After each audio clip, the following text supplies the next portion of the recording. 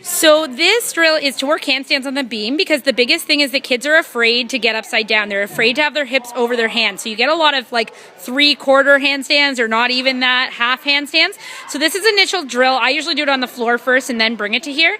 So step one is you have boxes or mats or whatever piled up. It has to be at the right height. And what they do is get into a position where their hands are on the beam and their feet are on the piled boxes. So Dev, Alicia, can you get into the initial position?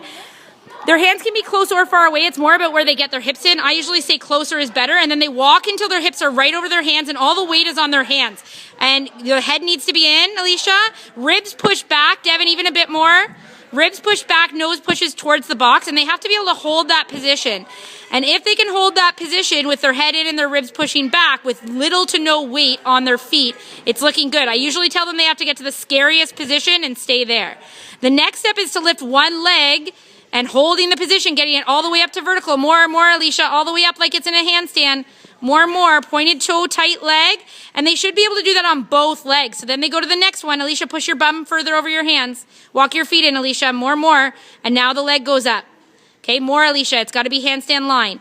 Okay, and they should be able to hold that for a long period of time. So what eventually then you take it to the beam and they do the full handstand. So girls, if you want to just give it a couple tries, we're still working on this ourselves, so it's not really there yet. So go ahead, Dev.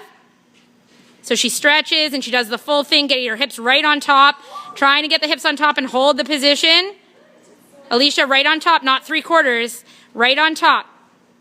Closer, Dev, that's better. So we still don't want to you're still seeing a lot of 3/4 handstands where it doesn't reach vertical. Okay, so going all the way up on top. And the more, that's only 3/4, Alicia, all the way up on top. Hips on top. Hips on top. Don't be afraid to go all the way up.